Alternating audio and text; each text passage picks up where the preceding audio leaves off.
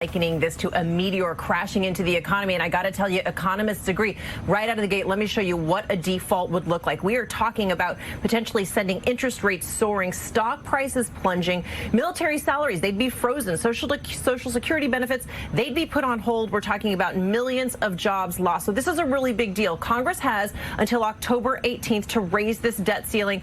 They've done it nearly 80 times in the past, but we're in a different political climate right now. Republicans, they're refusing to budge. They're blasting the White House for historic spending. Here's the reality, though. Raising the debt ceiling has nothing to do with this administration's spending. Really, nearly 98% of the debt that we're talking about right now, it was accrued before President Biden took office, much of it under President Trump. Senate Minority Leader Mitch McConnell, he says Democrats are going to have to do this on their own. They're not going to get Republican support. The president is calling this a political stunt, George, but the reality, we're talking about Americans. We're talking about the economy being stuck in the middle on this, and economists warn even waiting until that deadline of October 18th could have potentially devastating consequences. Seriously, dude. I mean, this is an unconscionable game of chicken that we always go through every single freaking year, unless you have a Republican House, a Republican Senate, and a Republican president who are literally running up the debt. That's all they ever do. Spend, spend, spend, spend, spend. Do they ever pay for it? No, never, ever. And then when they leave this big ass mess and they say, you clean it up. And we're going to blame you for making the mess that we made as you clean it up. It is unconscionable what they do. And the only way to stop this is to have all 50 Democrats in the Senate tell Mitch McConnell to screw himself. This will strip him of any delusion that he's moving markets, that he's the power broker, that he takes visceral joy. The way little kids, who are sociopaths take, joy in torturing little animals. To Mitch McConnell, we are all the little animals. We are little baby kittens, okay? And he loves to torture little baby kittens. That is Mitch McConnell.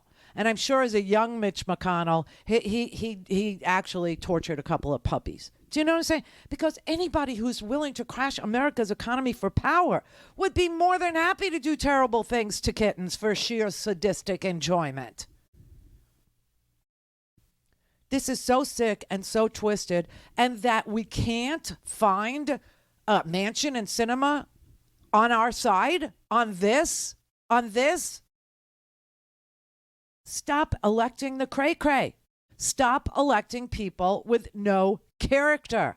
Now, I will tell you that on the Build Back Better plan, which has nothing to do with this debt ceiling, this is stuff that they did. This is the money Republicans spent. This is the money that was unpaid for throughout the history of the United States. That's what this number is. And that's why it's such a big number. Because Republicans never pay for anything and they spend like drunken sailors.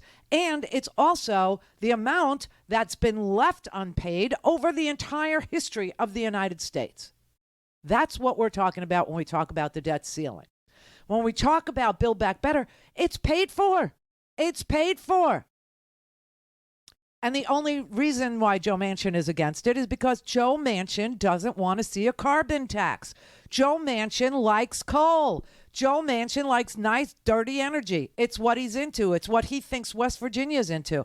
And I got news for him. West Virginia ain't historically, West Virginia depended on coal. And when I say historically, I mean in the past, not the future. The current biggest employer in the state of West Virginia, the largest industry is healthcare. And there's lots of money in here for healthcare expansion. So the only thing that Manchin is against is the climate change stuff. What's Sinema's deal? Well, Sinema, the reason why she says nothing is because she's collecting dollars from the 10 largest industries who are up there lobbying their brains out. And she's taking Big Pharma's money.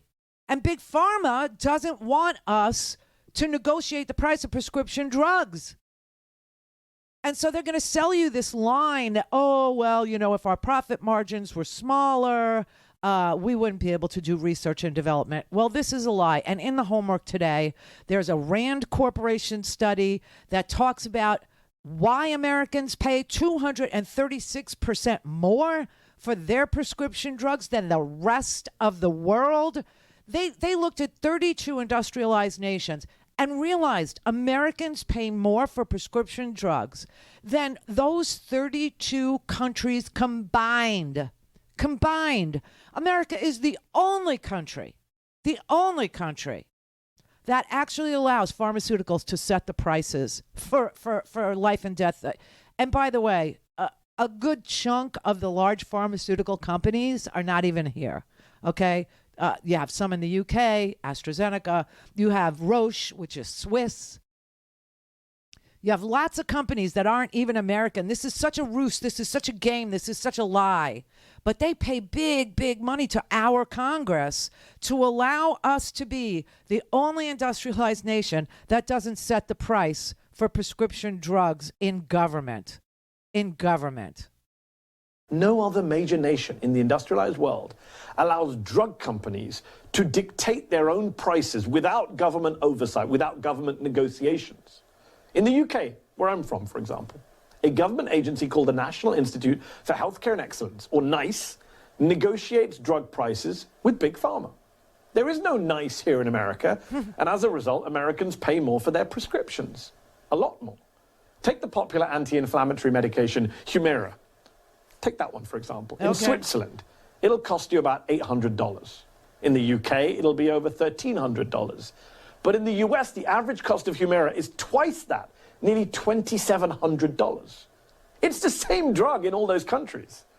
But the governments of those other countries, they haggle with drug makers. They haggle with pharmaceutical companies to set the prices. And America's government can't, by law. Right. A lobbyist-written law. Right. That is insanity. It's even more insane when you consider how many Americans want the government to negotiate prescription drug prices on their behalf. Almost all of them. Yes. A poll last spring by the Kaiser Family Foundation found that nearly 9 in 10 Americans want negotiated drug prices. 9 in 10. 88%, including 3/4 of all Republicans, 89% of independents, and nearly all Democrats. Right. Just for reference, a 2013 YouGov poll found that only 81% of Americans approve of apple pie. Government negotiated drug prices are literally more popular than apple pie in the United States. And that is why Big Pharma is up on Capitol Hill right now. The Pharmaceutical Research and Manufacturers of America, a trade organization, a lobby shop. They spent $8.6 million lobbying Mitch McConnell and others just in the first quarter of 2021. Just in the first quarter. And know this, they will sue to block any policy at all that we come up with that benefits us over them. The idea that they use their profits, they use their profits for stock buybacks and dividend payments. That's what they use their profits for. They spend more on that than they do on research and development. And this is a red herring, that if we negotiated the price of prescription drugs in the United States for just the Medicare prescription drug program, just that there would be no more research and development. That is a lie.